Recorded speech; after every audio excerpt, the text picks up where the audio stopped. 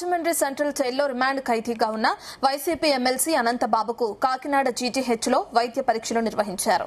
Driver వీడి సుబ్రహ్మణ్యం హత్య కేసులో ప్రధాన నిందితులుగా ఉన్న అనంతబాబుని జీజీహెచ్లో గ్యాస్ట్రిక్ సంబంధిత వైద్య పరీక్షలు నిర్వహించారు.